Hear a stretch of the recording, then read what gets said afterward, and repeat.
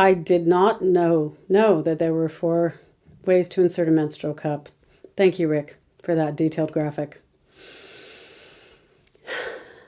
And now it's that time of the week. Back by popular demand, we have our common sense consultant, Connie. Last week she gave us tips on coffee and bacon, and this week she's back with tips on how to do what we all do. Here's Connie. Thank you for having me.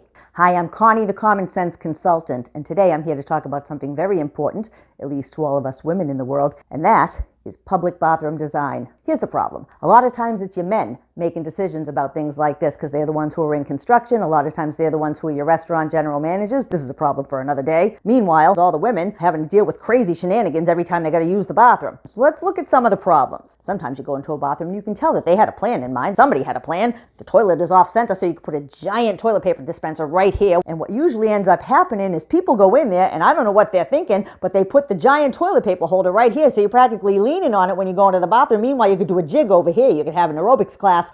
Hello? I mean, come on, you walk in and you see a toilet off to one side and you think, let me put the toilet paper on the same side and leave some space over here. I hear the ladies like to do yoga. What is that? We do like yoga. Not in the bathroom, not in the stall. Sometimes they put the toilet paper dispenser so low you gotta be in frickin' Cirque du Soleil to get your arm up under there to even get it because it's lower than the toilet. Sometimes they give you these toilet paper dispensers that dispense a square at a time, just one square, and you're pulling and you're pulling and you're pulling. Sometimes you need a few, you know what I mean? It snaps back every time and you're trying to get a square and it snaps back. Give me a square. Give me a square, give me a square. I get it. You have all these issues with people stealing toilet paper. First of all, if you're one of those people who steals toilet paper, shame on you, because seriously, toilet paper's not that expensive. I get it. This day and age is hard. But come on now. If you're a manager using this solution, what the heck? There's other ways to do it. You don't have to ration the toilet paper to a square at a time.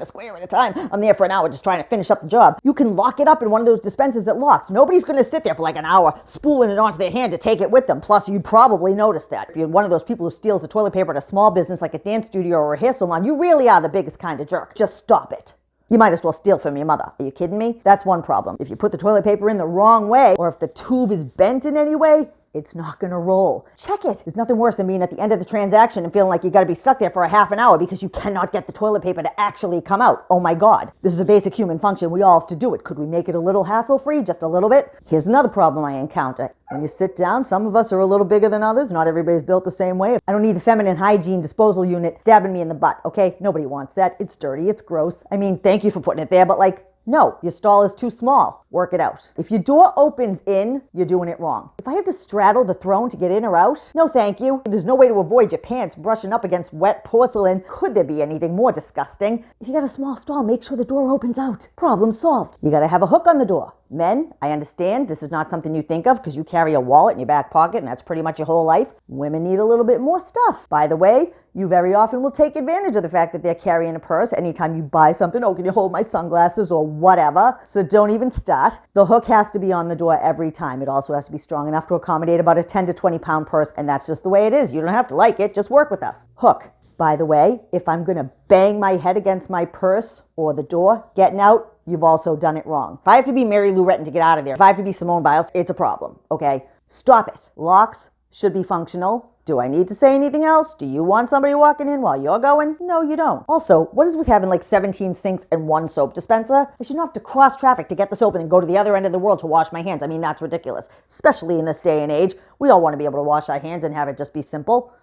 Look, I'm not trying to be down on men, okay? I get it. You guys don't typically use the bathroom out in the public. You're usually using a urinal, which don't even get me started. Men are gross. I don't understand. It's not your fault. You didn't create it. This has been around for a while. But I mean, somebody could maybe innovate a better solution. Just a thought. Here's how to solve this problem.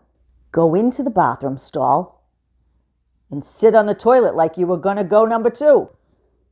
This is not a novel idea. You do it at home. It's like an event. You're in there for 20 years. I understand you may not do it much out in public, but you still do understand how everything works, right? Everybody poops. Your 4-year-old has read this book. Maybe it's time to catch up. All you have to do is pay attention. If you're sitting on the throne and you go to get up and your head hits the door, okay, that's one problem you got to fix. If you go to get the toilet paper and you can't even reach it or you can't get it out, hello, there's a problem you can fix. If the feminine hygiene bin is stabbing me in the butt while I'm going to the bathroom, your bin is too big, your stall is too small. Fix it. If you can't get the toilet paper out, talk to your employees. They can't take a half a second to make sure the toilet paper is working, then they don't deserve to have a job, quite frankly. What, they never go to the bathroom? Come on. Go into the bathroom in your business, sit on the seat, and take a look around. What's happening? Is everything working out?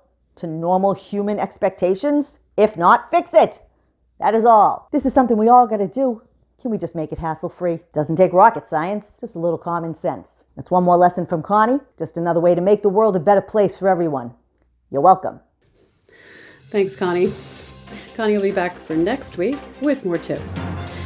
Well, that's it for tonight's edition of WTAF Tri-State Evening News. I'm Charlotte Tan. I'm still locked in, but I've broken into the hair and makeup studio.